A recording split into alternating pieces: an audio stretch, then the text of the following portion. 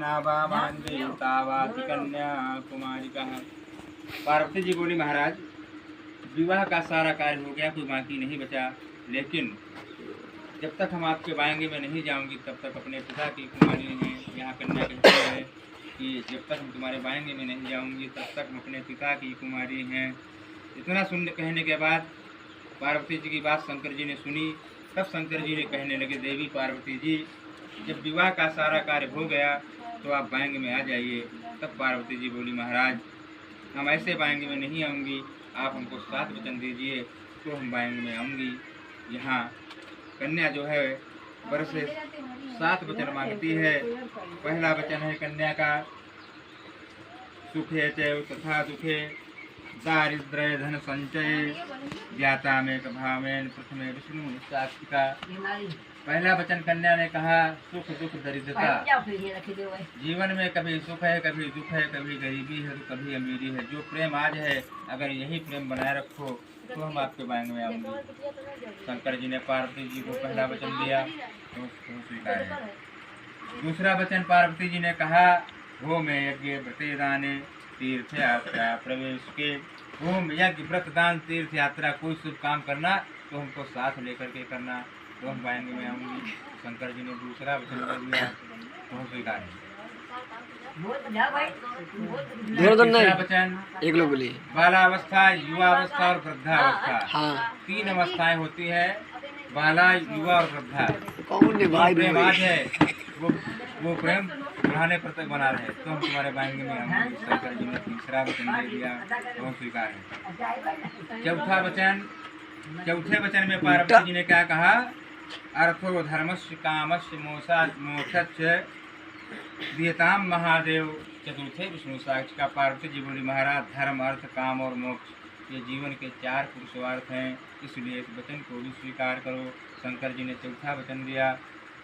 फिर 5वां है, गोमस्यादि पंचानाम पशूनाम क्रय विक्रयो मया सहयोग कर्तव्य। पंचमे विष्णु साक्ष का। पार्वती जी बोली, महाराज 5 प्रकार के पशु, गाय भैंस हाथी घोड़ा, खरीदना या बेचना तो बिना हमारी सलाह से ना ही खरीद सकते हो ना ही बेच सकते हो, है ना। कोई बड़ी खरीदारी करना है तो पूछना पड़ेगा, ठीक है। फिर अगला 6वां वचन, वर्षा का राज्य से लेकर के 6 रुपये होती है, जिनके समय समय के भोजन समय समय के गहने आप हमको दें तो हम आपके बाएंगे में आऊँगी। शंकर जी ने पार्वती जी को 6वां वचन दे दिया। ऋतु के अनुसार भोजन, ऋतु के अनुसार वस्त्र और ऋतु के अनुसार गहना देने के लिए शंकर जी ने 6वां वचन दिया।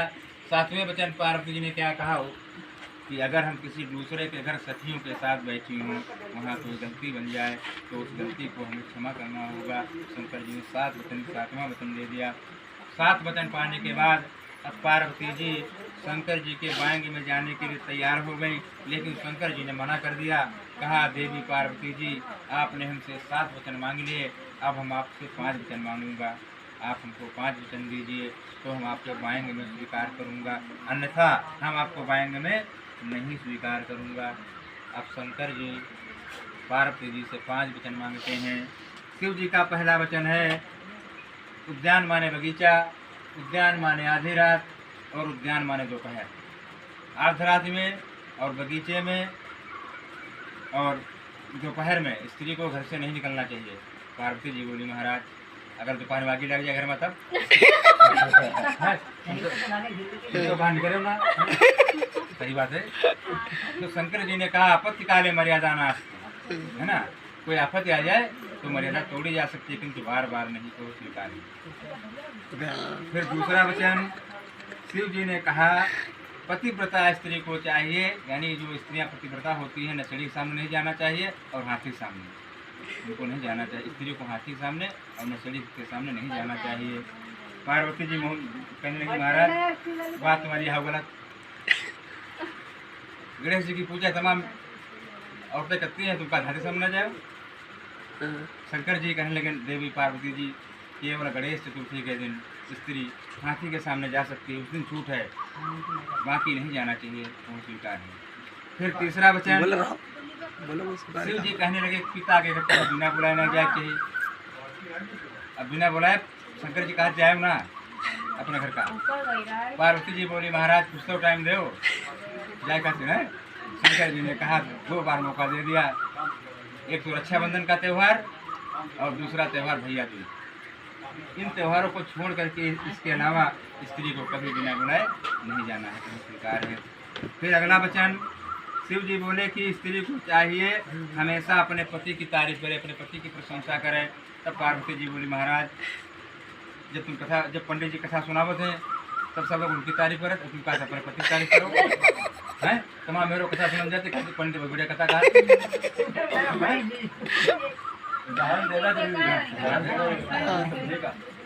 शंकर जी कहने लगे देवी पार्वती जब पंडित जी व्यास गद्दी पर हैं, व्यास आसन पर महाराज बैठे रहें, उसमें भगवान का अंत होता है, उतनी देर उनकी तारीफ करें, फिर पंडित जी खाली उतरे और फिर अपने पति की तारीफ करो। फिर अगला वचन शिव जी कहा पार्वती जी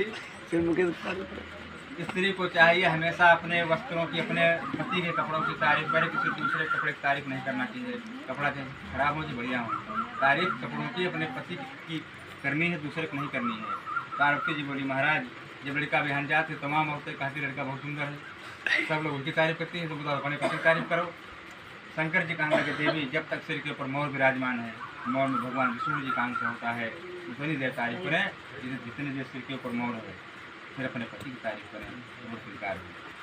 भैया हमसे सुबह तो जाएंगे, अब ले जाओ उनका भीतर।